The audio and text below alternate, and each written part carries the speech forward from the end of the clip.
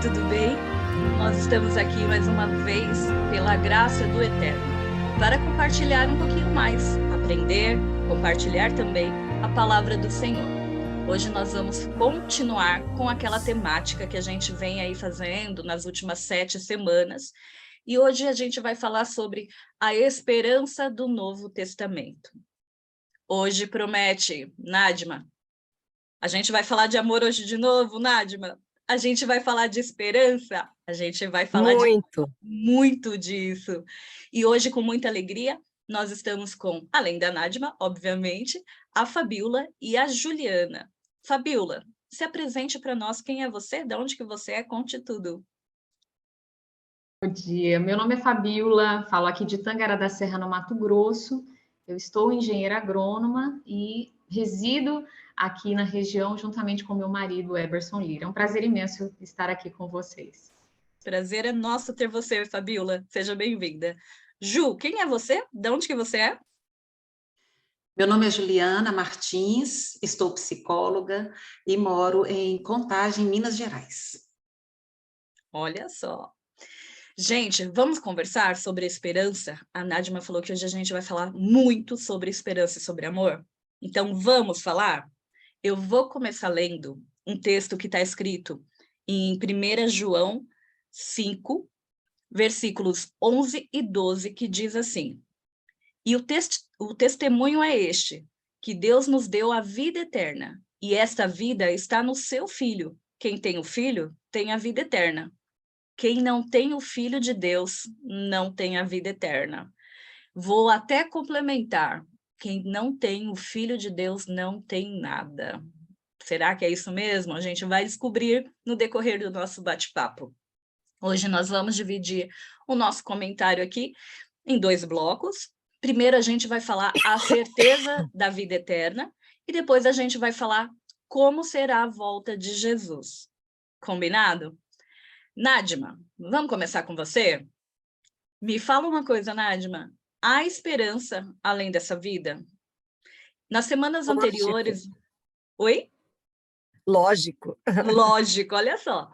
Nas semanas anteriores nós falamos sobre morte, começamos lá do início sobre pecado, sobre morte, sobre a ressurreição de Jesus, sobre ressurreição de pessoas, né, que Jesus deixou aqui como bênção, mas também como exemplos para a gente.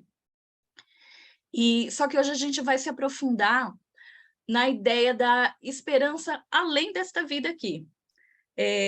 Nádima, como que a gente pode ter certeza de que também ressuscitaremos e de que teremos uma vida após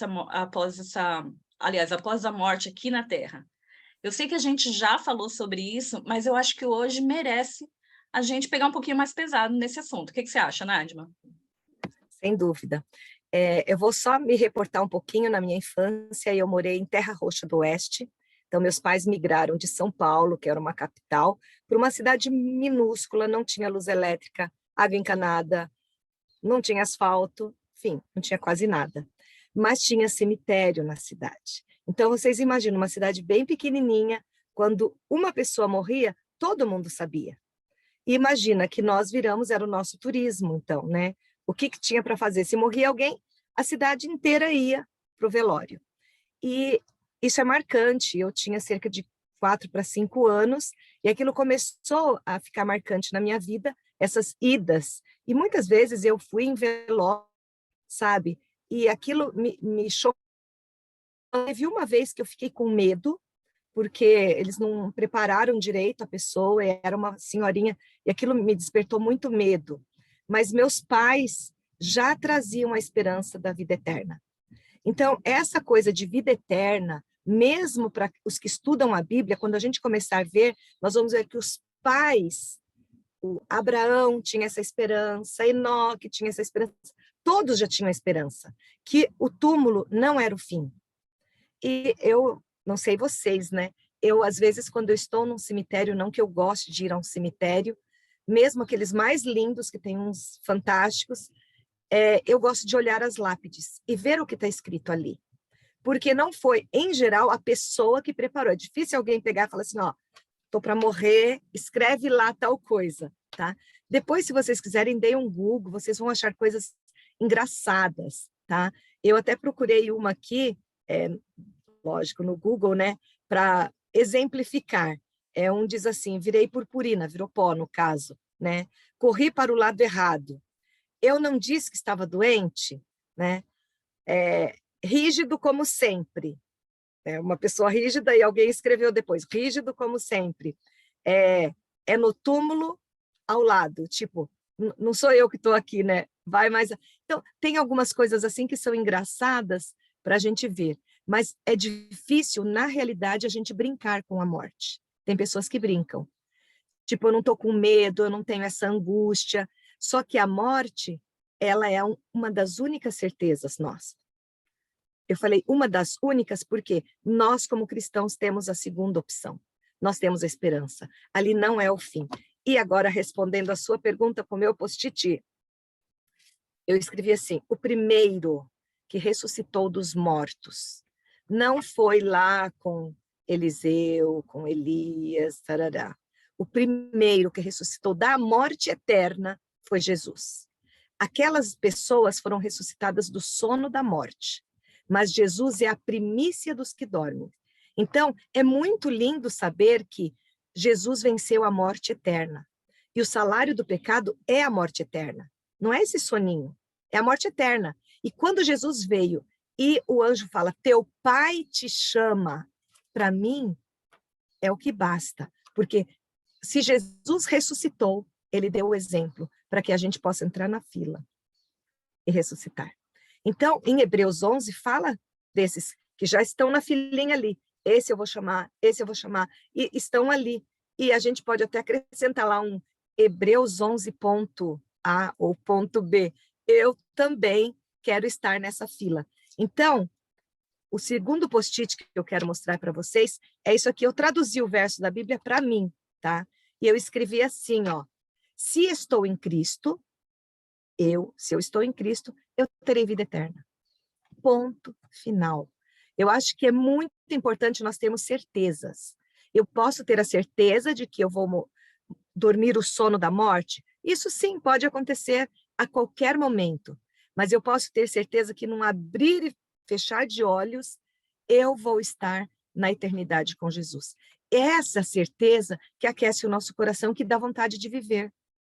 Porque se a gente só pensar na morte como um fim, como ponto final, a gente não vai querer viver. Para que eu vou viver? E não tem como barganhar, né? Essa herança que o Senhor nos dá. Isso é fundamental. Então, eu acredito que eu já respondi, tá? Podemos ter esperança porque Jesus veio, deu a sua vida, foi o primícia, o primeiro, para dizer, entra na fila, pessoal, mas é só para quem crer em Jesus. Amém, que coisa linda, Nadma. Eu fiquei arrepiada em alguns momentos que você estava falando aí, porque é aquilo que eu sempre falo nos nossos bate-papos. Eu gosto de entrar na história. E eu me vi na fila, Nadma, e me enche de emoção, eu quero estar lá. E você falou algo muito certo. Basta querer, basta crer e ponto final. Acabou. Simples assim. É simples assim? Simples assim.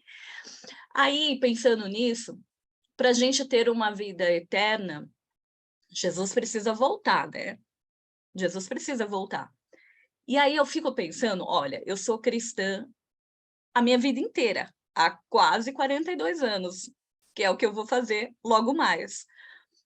E desde que eu me entendo por gente, como dizem, eu ouço as pessoas falando, Jesus vai voltar. E meninas, eu já ouvi de muitas pessoas também o outro lado. Isso é bobagem, Jesus não vai voltar. Gente, desde do tempo da minha avó, a minha bisavó falava que Jesus ia voltar e nunca voltou. Mas, Fabíola, me diz uma coisa. Será que a volta de Jesus, ela é única, exclusivamente aquela volta que todo mundo acha que é aquela volta triunfal que vai acontecer, porque eu creio nisso, mas será que não tem uma outra forma de Jesus voltar? Como que a gente pode acreditar? Mais ainda, como que a gente pode plantar a fé, a esperança nessas pessoas que não acreditam na volta de Jesus? Me diz aí, Fabíola. Esther, quando eu era criança, eu já vi Jesus voltando para muitas pessoas. E eu vou explicar bem o que eu estou falando aqui, tá? Nós íamos muito a velórios. Era um hábito da minha mãe. Ela adorava ir em velórios, em pessoas que nem conhecia. Tinha alguém que morria em outro bairro, ela ia na madrugada e nos levava para passar a noite com aquela família. Às vezes tinha uma pessoa, somente a mãe do falecido ali, e nós pernoitávamos com ela. Minha mãe nem imaginava que ela já estava imprimindo no nosso coração, na nossa história, um senso de brevidade da nossa vida aqui. E ouvindo a Nádima falar, me traz muito, Nádima, do jeito que você adaptou o teu texto ali para você, tem um salmo, Salmo 90, eu até anotei aqui o verso, Salmo 90, verso 12, que diz assim: ensina-me a contar os meus dias, para que eu alcance um coração sábio. Então, acredito piamente, a palavra do Senhor é clara em dizer que haverá aquele grande dia glorioso, de que Cristo voltará de maneira coletiva para todos aqueles que o aguardam. Mas a minha vida é finita. A qualquer momento, nós estamos conversando aqui nessa reunião agora, mas eu não sei o que vai acontecer daqui a 1 hora. Eu talvez possa ser chamada, e naquele momento, eu uso esse termo também, Jesus já voltou para mim. Ao longo da minha trajetória, e muitas pessoas já tentaram explicar isso, que nós teremos uma outra oportunidade, mas não, a Bíblia é clara. Enquanto houver fôlego de vida, nós teremos a oportunidade de buscar o nosso Senhor. Esther, uma outra coisa que eu gostaria de ressaltar, eu preciso ler na íntegra esse texto. 2 Pedro, capítulo 3 e o verso 9, diz o seguinte: muitas pessoas ainda dizem, viu, Esther, mas cadê o Senhor? Meus pais já foram criança e esse Senhor não vem. E ele responde: o Senhor não retarda a sua promessa, ainda que alguns a julguem demorada. Pelo contrário, ele é paciente, não querendo que ninguém pereça, mas que todos cheguem ao arrependimento. Esse é o Deus que nós aguardamos. A ausência do meu conhecimento sobre o exato momento em que Cristo retornará não invalida a promessa de que ele vem. Nós não sabemos quando e nós não precisamos saber. A palavra do Senhor nos diz que só o Pai sabe. A única coisa que nós precisamos ter, Esther e meninas, é a fé de que ele é fiel para cumprir a sua promessa. E ele vai voltar, coletivamente ou individualmente. Por isso nós precisamos estar preparados. Fabiola, na hora que você estava falando, eu anotei uma fala que você fez, que é um versículo bíblico, mas eu anotei aqui: este é o Deus em que aguardamos. É lindo, mas é lindo pensar de como, em todos os momentos, o Senhor parte de 3 princípios para a gente. Primeiro, ele relembra quem ele é, né? Eu sou o pão da vida, eu sou o caminho, a verdade e a vida. Ele sempre relembra quem ele é. Depois, é aquilo, Nádima, é o livre-arbítrio, que eu falo que essa lição tinha que ter por título livre-arbítrio. Respeitar a nossa decisão e deixar bem claro de como e onde podemos encontrá-lo. Ele respeita, ele fala quem ele é e ele deixa para a gente decidir. Quem vem a mim, de maneira nenhuma lançarei fora.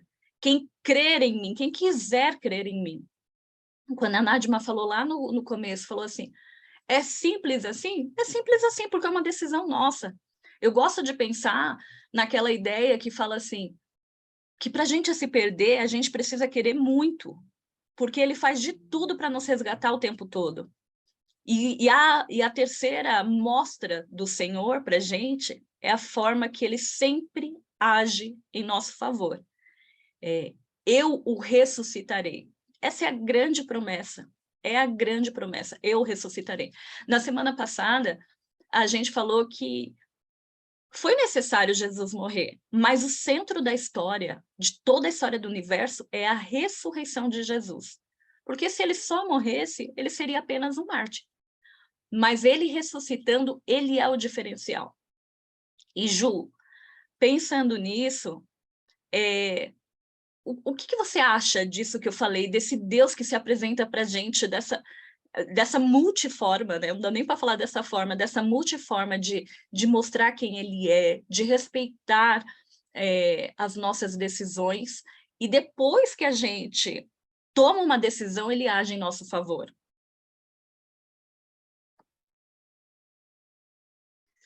Então, fantástico. Esses 3 pontos, né, que você traz no sentido de Deus, ele nos relembra que ele é o pão da vida. A psicologia, a psicanálise, a gente trabalha muito considerando aí a escuta da angústia e da falta.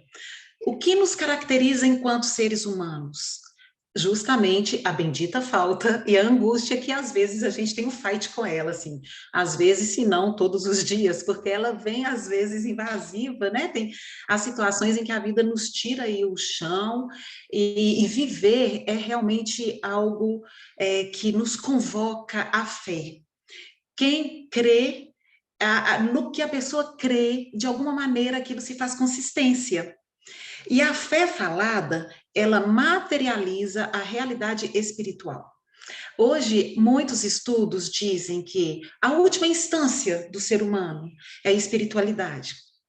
Todos os seres humanos alcançam a espiritualidade? Não. Por quê? Por causa do bendito livre-arbítrio. Vou colocar aqui o bendito. Então, quando você traz aí o primeiro ponto, o eu sou, onde ele está? Como acessá-lo? Se não aqui e agora. Qual é o único tempo que existe? O presente, que tem até um apelido de presente. É fácil a gente se fazer presente no presente? A gente ter a consciência do aqui e agora? Hoje é um desafio muito grande. Eu digo hoje, mas eu costumo talvez indagar, o que é do humano não nos deveria ser estranho. E há muito tempo, né, depois mesmo dessa coisa assim da criação, a criação ela vem pela fé. Eu sou apaixonada com Romanos 4,17, que diz assim na segunda parte, Deus, o qual vivifica os mortos. Você já se viu morta? Eu já me vi morta. Algumas vezes sobrevivendo. A gente vem na sobrevida. Nós nascemos precisando de todo tipo de nutrição, mas o pão da vida é o eu sou. E a gente busca isso fora o tempo todo. Até a nossa mente, opa, eu não vou achar em mamãe, não vou achar em papai, não vou achar no meu amiguinho, não vou achar no outro que eu idealizo. Ou eu encaro esse meu vazio. Por que é difícil o ser humano encarar o vazio? Porque justamente vem flashes e semblantes de morte. E a nossa relação com a morte, ela também vem junto com a vida o tempo todo. Me lembro que a minha trajetória espiritual ela é muito dinâmica. Eu já frequentei várias denominações, mas quando eu me deparei com a palavra de Eclesiastes 9:5, que diz assim, os vivos sabem que hão de morrer, como a Nájima diz sabiamente. Humanamente falando, o caminho do humano é para a morte. Mas é possível transitar até a morte produzindo viva? Às vezes eu falo com eu sou, sabe, assim, que quando a morte chegar, que ela me pegue viva, porque às vezes a morte vem, quando ela vai pegar o sujeito já está lá tão assim, que para ela deve ter assim, poxa, eu que vim agora e você já está aí. E aí a gente vem no pão da vida, na nutrição, e aí no livre-arbítrio. Eu sou apaixonada com essa coisa de livre-arbítrio. E aí, o que nos caracteriza enquanto humanos é justamente a falta. Mas nós queremos transitar como se fôssemos oniscientes, onipotentes, onipresentes. E, graças ao eu sou, nós não somos, mas a gente vive lutando com isso. Acessar o vazio. Por exemplo, semblantes de morte. Sono, tem pessoas que são muito ativas e que falam assim, ai, não quero dormir não, que eu vou perder tempo. É uma sensação de que eu não estou viva. Os estágios do sono, quando chega lá no sono profundo, o sono REM, aí que não tem consciência e vem os sonhos, né? Tem pessoas que sabotam até o sono, porque nós temos o desejo de muita vivacidade. Se a gente pensar, tem pessoas que dizem assim, olha, eu sou uma alma vivente, habitando aí o mundo material. O corpo é uma embalagem que a gente tem também. E como nos nutrir? Quando a gente sai do paraíso útero, a gente precisa de tudo. Por isso que tudo que a gente coloca na mão de um bebê vai para a boca. E a gente não fala, bebê, coloca na boca. É porque se vier alimento, quem amamentou sabe que o bebê, ele amamenta, de repente está nutridinho ali, barriguinha cheia, mas ele continua ali no bico do peito da mãe, buscando outro nutriente afetivo, psicológico. No primeiro momento, o outro representa para a gente o tudo, e a gente vem com essa ideia, e tentando buscar o nutriente que a gente vai encontrar só no pão da vida.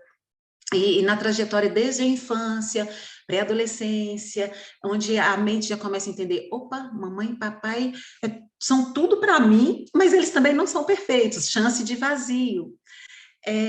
A questão do vazio, ela é tão importante, eu me lembro na questão da resiliência, que é importante lidar com ela, né? O bambu chinês é uma vegetação que quando ele é plantado, ele fica curtinha fora da terra, assim, durante mais ou menos uns 5 anos, mas enquanto isso ele está crescendo para dentro, né, internamente. Depois desse período, ele vem, dá um estirão, e ele cresce de 15 a 20 metros por aí. E pode vir tempestade, pode vir o que for, ele se inclina e após ele volta à sua forma. Por quê? Por causa dos benditos vazios, os gomos. O que é maciço é rigidez. Quando a gente vem lutar com a vida vem com angústia e nos tira uma pessoa que a gente ama, luto, tira o chão da gente ou não tira?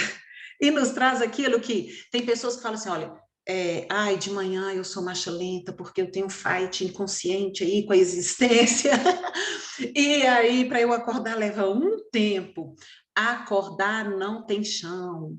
Como determinar algo que se faz na construção. E as mentes proativas já ficam assim, bom, amanhã eu vou fazer isso. Só que legal planejar, fantástico. Mas na hora mesmo da prática, o negócio é sem chão, é sem teto, é o vir a ser. E a fé, como eu comecei em Romanos 4,17 para tentar encerrar essa resposta, quando a segunda parte desse versículo que diz, Deus, o qual vivifica os mortos e chama as coisas que não são como se fossem. A gente começar a fazer as pazes com aquilo que nos remete à morte, com o caos. Antes era tudo sem forma e vazio. No caos, o que o Eu Sou diz, haja luz. E ela vem a existir. E quando a gente consegue, por pior que seja o momento que estejamos vivenciando, colocar palavras, né? Tem gente que questiona, psicologia positiva, então o avião está caindo, eu vou falar, não vai cair, muita calma nessa hora, não é assim, mas a gente começar a liberar palavras de fé para materializar a nossa organização mental, ainda que seja diante da morte eminente ou da morte que a gente tem flashes dela a cada dia, compensa.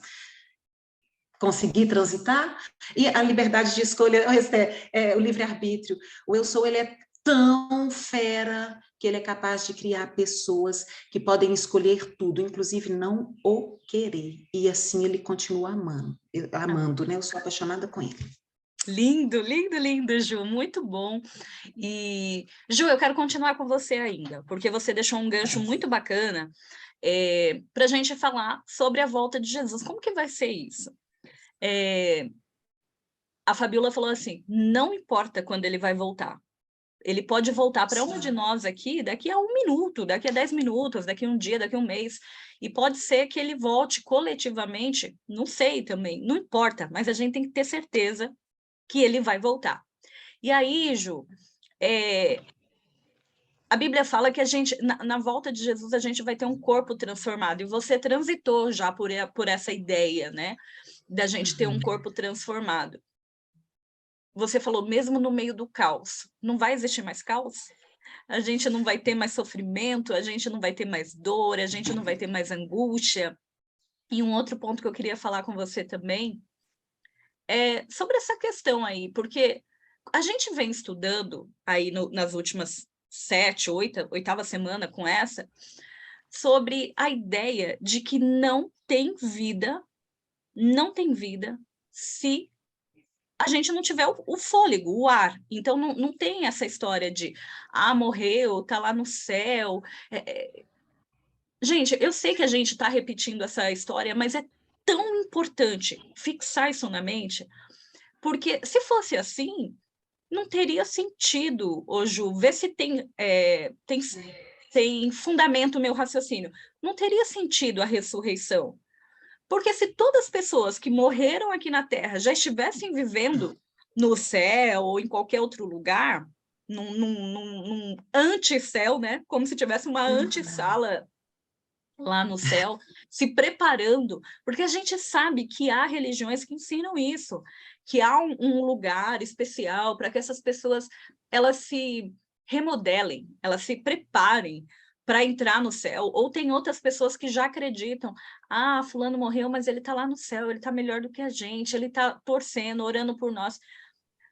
Então, assim, não tem fundamento a gente ressuscitar, porque se as pessoas já estão vivas lá, não haveria necessidade. Como que é isso, Ju? De fato é isso? Então, excelente a sua colocação no sentido da gente pensar sobre a importância da nossa ótica no sentido de vida ou morte.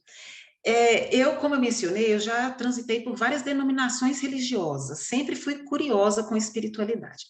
Em determinado momento da minha vida, eu frequentei um lugar onde era se mencionado a possibilidade de faleceu, a pessoa volta novamente em um novo corpo, aí falece de novo, e eu transitava com uma certa ansiedade, vou colocar aqui uma certa ansiedade espiritual, porque algumas pessoas perguntam, a pessoa espiritual, quando ela alcança essa dimensão da espiritualidade, ela está plena, tratada em tudo, ela trata, assim, muitos pontos. Mas os pontos que são do humano esbarram na espiritualidade. A pessoa espiritual, a ira dela é espiritual. A tomada de decisão radical dela é espiritual. Então, a bondade, a alegria, tudo é espiritual. Nessa minha inquietação espiritual, a minha relação com a morte era assim, eu tinha até uma pressa, sabe? Em alguns momentos eu pensava, bom, se eu falecer, beleza, e eu volto novamente e vou me tornar melhor. Vou ter zilhões e zilhões de vezes para eu voltar melhor. E ansiosa como eu era, e hoje a ansiedade é uma questão que eu vivo em trabalho com ela, eu tinha essa necessidade, até uma certa pressa. Não que eu tinha uma ideação suicida, não, minha saúde mental estava até razoável, mas eu ficava nessa inquietação. Quando eu me deparei com Eclesiastes 9, que diz que os vivos sabem que hão de morrer, mas os mortos não sabem coisa alguma, pois a sua memória jaz no esquecimento, eu fiquei pensando, bom, e aí? Vai que essa existência é um lugar onde eu preciso decidir se eu quero viver ou não. É muito comum pessoas chegarem ansiosas dizendo, olha, sério, na boa, tô cansada desse negócio aqui. É estranho, né? Ninguém pergunta se a gente quer vir e de repente eu tô aqui. E aí esbarra na questão da filosofia. De onde eu vim, o que faço aqui, para onde irei? Que é uma inquietação que todas as pessoas vou retificar, todas as pessoas, usualmente a maioria das pessoas transitam nisso. Por mais que alcance espiritualidade ou não, em algum momento a pessoa fala, gente, como que eu vim parar aqui? O que faço aqui? Para onde irei? E é uma inquietação muito importante nesse sentido de como encarar isso. Ok, vai que a versão da existência é essa agora para a gente. Quando você trouxe assim, olha, Juliana, será que vai ter caos quando o eu sou vier, Jesus vier? Ou eu pergunto, Esté, será que não vai ter mais caos ou estaremos tratados nessa condição? Gente, tem um livro que eu amo de paixão que se chama A Ciência do Bom Viver, eu sou apaixonada por esse livro. E a autora me leva a pensar assim, tudo que aconteceu na história da humanidade, de certa forma, acontece com todos nós seres humanos. Nós começamos do sem forma e vazio. Você lembra quando você era um espermatozoide encontrando com o óvulo, estava lá no paraíso útero ainda um embrião e depois um feto? E era do sem forma e vazio. Então, o caos, ele penso eu na experiência e na vivência, que ele faz parte. E, inclusive, como a gente fazer as pazes com essa dimensão tão intensa que nos convoca a angústia diária? Será que isso é ruim? Ou será que é a vida mostrando, amado, querido, aqui, você tem a liberdade de escolher Você pode ressignificar, você pode ser transformado pela renovação. E essa palavra da mente, né? Renovação de quê? Renovação da mente. E essa palavra nos convoca a repetição. Repetição é um fenômeno que a gente estuda muito na psicanálise. E as pessoas chegam dizendo assim, eu tô cansada de repetir, já tomei consciência disso, mas eu me saboto, por que que eu repito? Porque tem algo que ainda não foi escutado, com a humildade de entender, ok, eu posso melhorar nisso. Então vem essa repetição que nos dá uma angústia, mas também pode ser a vida sinalizando, opa, tem uma coisinha aqui que ficou para trás. E corpo e mente é uma relação tão legal que a nossa mente, independente do caos externo ou interno, quando a gente organiza, como organizar? Via palavra. Por isso que é importante a gente falar. Para escutar o outro, para aconselhar o outro e mudar o outro. Não, que ninguém muda ninguém, amém, que assim seja. Só muda quem se depara com angústia e deseja, pelo livre-arbítrio, mudar, melhorar. Mas quando a gente começa a dizer, a gente tem a chance de ouvir aquilo que está sinalizando, querendo ser repetitivo. Mas renovação remete a ré. Eu vou ter que voltar? Tudo bem, voltar, dar um passo para trás, 2, mas para tomar impulso e ir para o alto e avante, para o vir a ser. Então, eu penso que seja interessante a gente considerar a importância da liberdade de escolha enquanto uma oferta de amor. Algumas pessoas já chegaram a falar assim, nossa, gente, se tem um Deus aí, ele fica de zoeira, né? Porque ele está vendo a gente sofrendo aqui, não faz nada, não. Ou é uma oferta de amor no sentido assim, a alegria do Senhor é a vossa força. Ele se alegra, porque se ele tomasse a decisão por mim, por todos nós, esbarraria no Deus, na imagem de Deus humano. As mentes espirituais têm um desafio, a gente luta para atravessar a ideia do Deus humano, sádico, tirano, faça isso, faça aquilo, não. E ele é amor e está ofertando, você consegue, você é capaz. E a alegria dele é a nossa força. Eu falo com ele às vezes, Neemias 8:10, a alegria do Senhor é a vossa força. Eu falo, Senhor, o Senhor é maravilhoso, porque sério que a minha força efêmera, frágil, alegra o seu coração. E depois que eu atravesso a angústia, e que eu falo com ele, Deus, obrigada, Senhor, porque eu cresci com essa, e eu percebo o verbo se fazer carne diariamente, visceral. Ok, Senhor, o Senhor alegrou porque eu precisava crescer nessa. Então, assim, nessa vibe, assim, por aí, dá para a gente ir entendendo essas dimensões de ele estar o tempo todo nos nutrindo, ele é o pão da vida. Nada aqui vai nos preencher, dinheiro, sexo, alimentação em excesso, não, nada disso preenche nem 1 milímetro do vazio que é do vir a ser.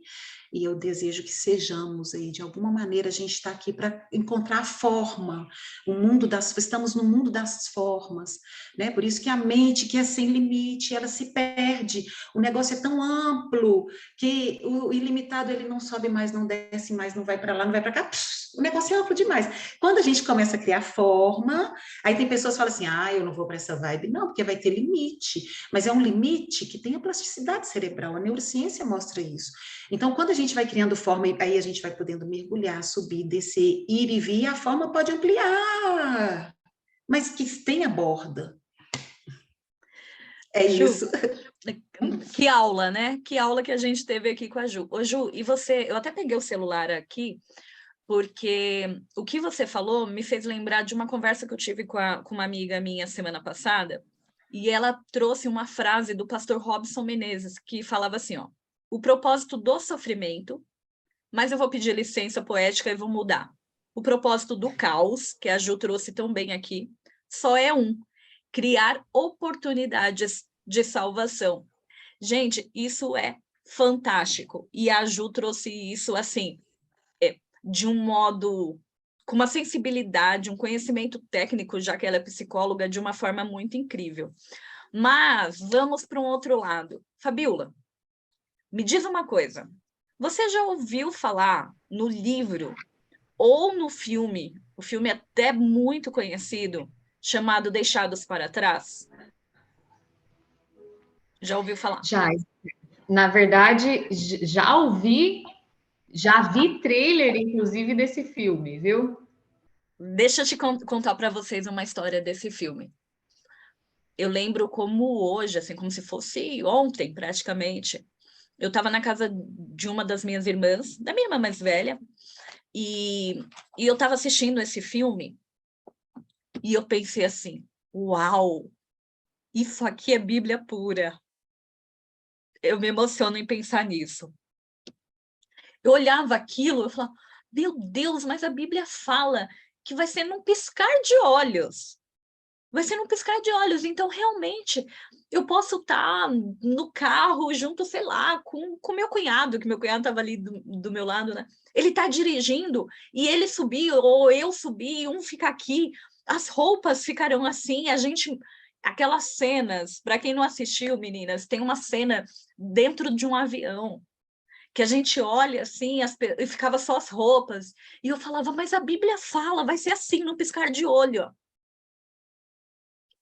E conhecereis a verdade, Fabíola, e a verdade vos libertará. Por que eu me emociono nisso? Porque aí eu cresci. Eu era muito novinha quando eu assisti esse filme. E eu entendi que a volta de Jesus não vai ser assim. Imagina, a Bíblia fala que vai ser ao som das trombetas, eu imagino. Aí eu começo a viajar, né? Eu começo a viajar. Eu imagino aquela multidão de anjos tocando trombeta e aquele som maravilhoso. Como assim as pessoas não vão ouvir? A Bíblia fala também que todo olho verá. Opa, peraí. Há uma contradição nesses versos, Fabíola? Vai ser num piscar de olho ou não? Embora a Nádima já tenha falado sobre isso, porque de um lado a gente tem, vai ser num piscar de olhos, e no outro a gente tem, todo olho verá. Eu quero pensar, Fabíola, que nós estamos aqui, nós quatro, como instrumentos do Senhor para trazer essa verdade, para mostrar que não tem contradição nesses dois versículos. Você pode explicar isso para a gente, Fabíola? Posso sim, Esther. Eu me emociono com você se emocionando, tá? Porque eu também, como diz Juliana, já transitei já em diversos apriscos, né? E nós temos irmãos que talvez estão nos assistindo, que irão nos assistir, que estão em diversos apriscos, né?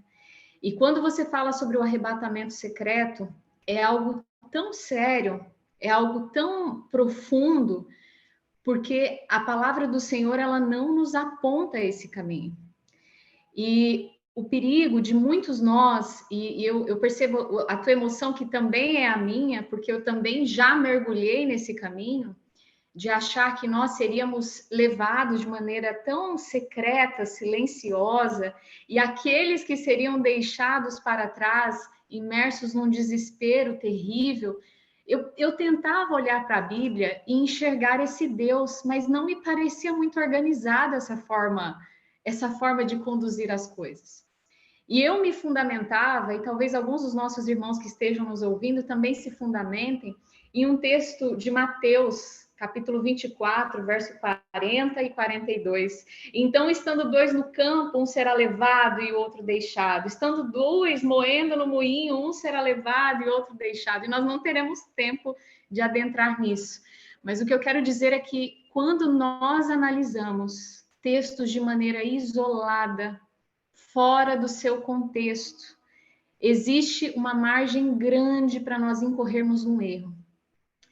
E a Bíblia, ela é a revelação plena do nosso Senhor e ela merece ser estudada um pouco aqui e um pouco ali. E a volta do Senhor, ela está pulverizada no Antigo e no Novo Testamento. E existe um texto, Esther, que é claro como a luz que entra agora aqui pela minha janela.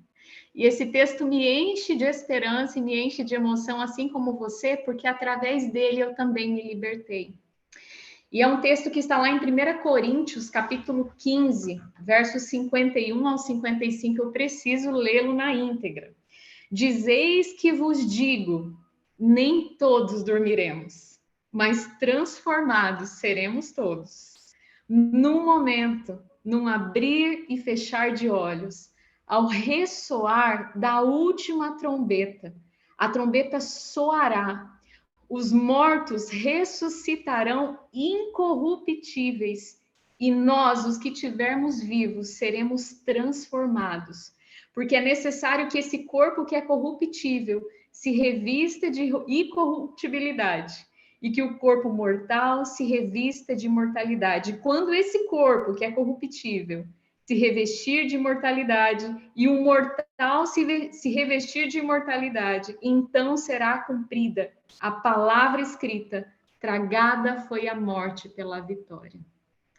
A Nádima já perpassou um pouco dos textos. Lá em 1 Tessalonicenses também fala sobre essa volta.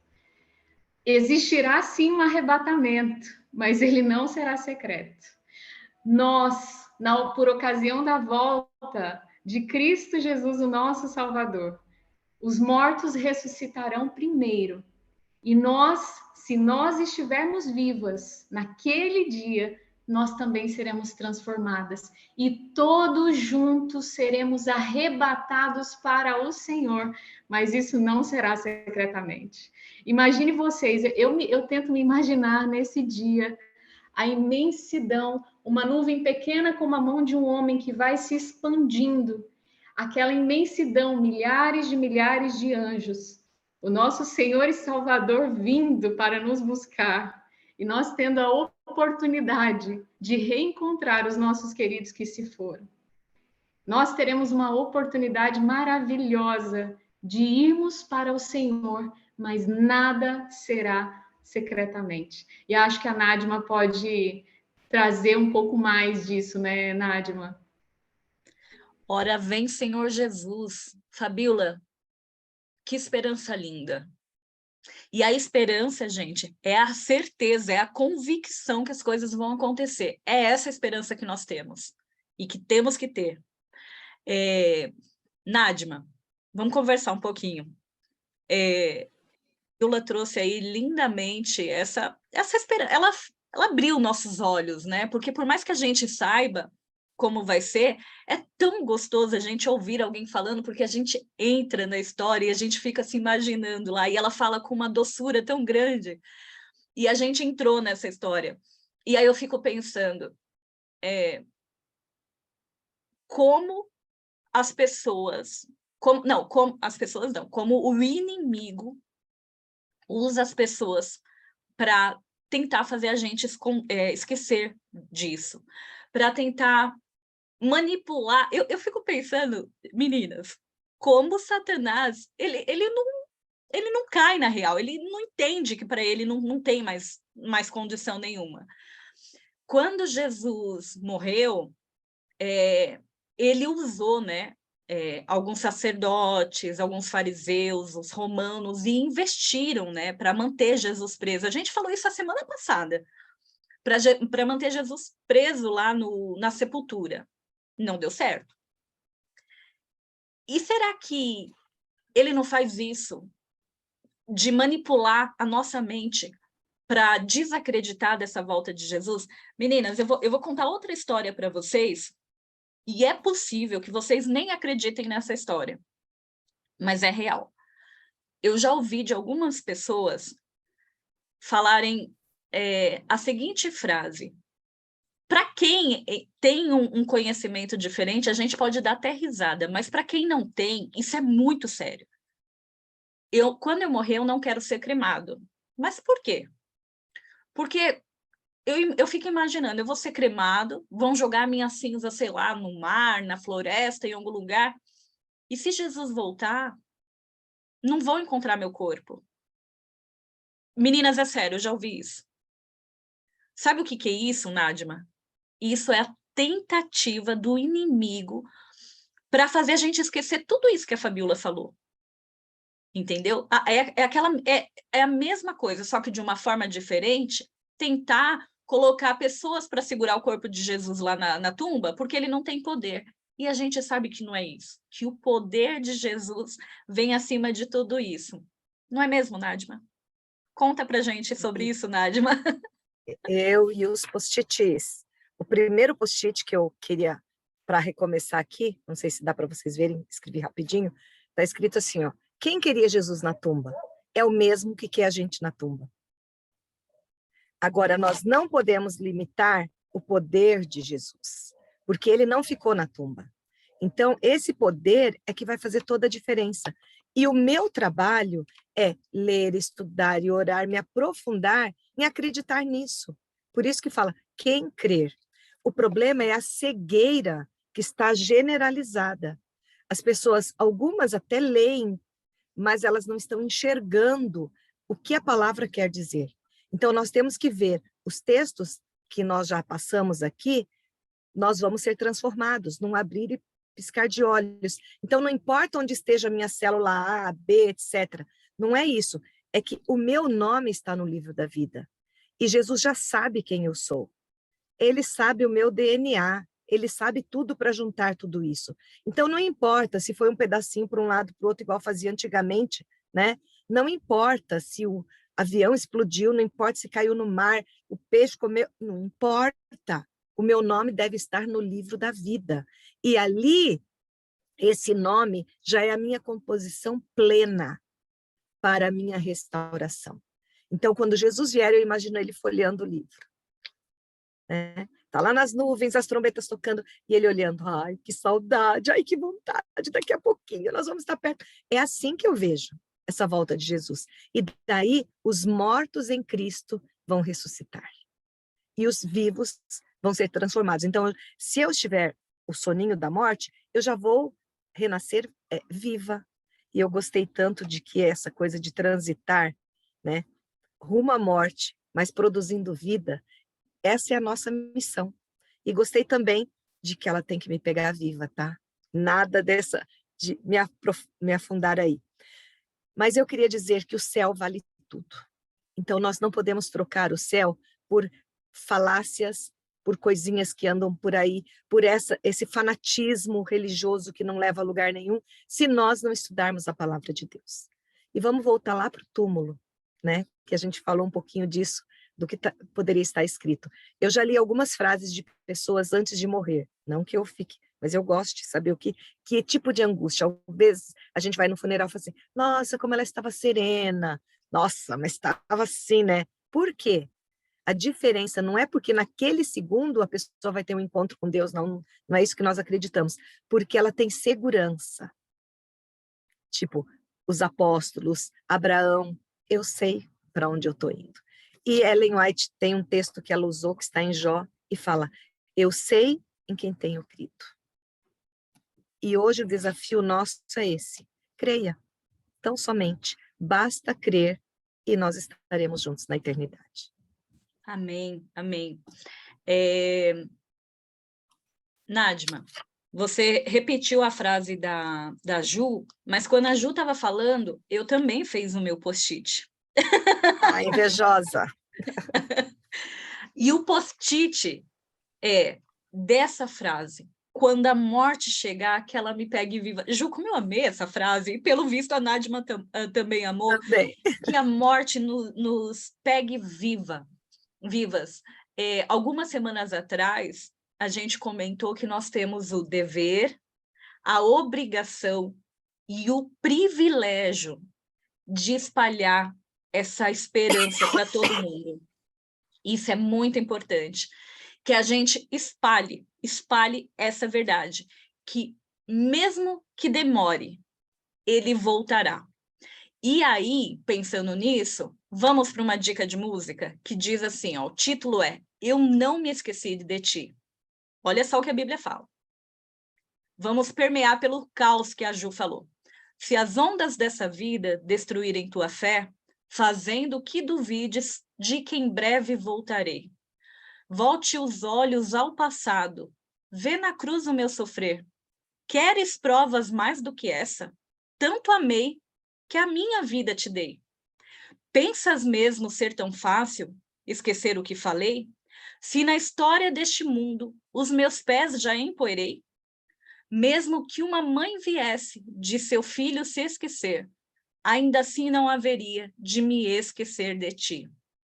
Mais ainda que demore, ou mesmo que pareça, um dia prometi voltar e pronto estou a cumprir. Mais ainda que demores, ou mesmo que pareça, eu não me esqueci de ti. Eu virei outra vez. Amém! Amém, amém, amém. É isso mesmo, Ju. Essa é a promessa. E dica de livro. Hoje eu vou deixar uma dica diferente. Eu vou deixar para vocês algo que vocês já possam até ter lido, mas eu vou pedir que vocês leiam de novo, com essa esperança. 1 Coríntios 15. Leiam esse texto. Esse texto fala tudo que a gente estudou aqui, que a gente conversou, que a gente bateu um papo. E que vocês tenham essa esperança. Ju, ora para gente encerrar. Nadima, quer apresentar um livro? Pode apresentar. Quero só dar uma dica. Eu não li, tá? Mas o título foi bem sugestivo, Sono Eterno, é um livro jovem, bem fininho, da Casa Publicadora. Vale a pena para compor tudo isso. Sono Eterno. Opa, vamos colocar então aqui na descrição do vídeo também a música e esse livro e também o lembrete de lermos 1 Coríntios 15. Ju, senhora? Oro sim. Vamos lá. Maravilhoso Deus, eterno, louvado, glorificado, exaltado eternamente seja o Senhor, seja o seu santo nome. Obrigada, Deus, eu sou o Senhor que nos trouxe à existência por amor e assiste a nossa trajetória se alegrando com a nossa força que é tão efêmera. O Senhor nos diz que é importante a gente ter conhecimento, e para que a gente não pereça por falta de conhecimento, é que nos reunimos também e buscamos os estudos. Obrigada por essa palavra que nutre a nossa espiritualidade, pelos assuntos aqui tratados, por essa oportunidade. Obrigada pela condição da gente adquirir autoconhecimento, mas mais que isso, que a gente adquira, construa e permita o Senhor que nos ofertar o conhecimento do alto. É o conhecimento do alto que não está distante, está aqui e agora, onipresente, disponível todo o tempo. Mas o Senhor conhece a nossa programação mental, a nossa programação traumática, e nós viemos pedir sabedoria para todas nós, todos que tiverem acesso a essa palavra, que se disponha a ser tratado, transformado pela renovação da mente, através da sua palavra, enquanto portal para a existência, para a fé. Obrigada por seu amor incondicional. Às vezes eu brinco com o Senhor esse amor teimoso, mas obrigada porque o Senhor nos ama de maneira incondicional.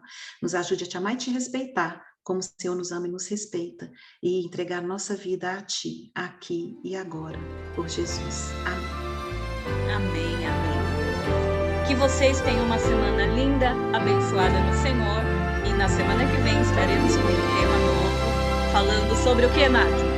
Sobre amor, sobre esperança, sobre livre-arbítrio, porque é isso que o Senhor tem pra gente, que a gente viva em novidade de vida. Beijo, meninas, até semana que vem. Tchau, tchau.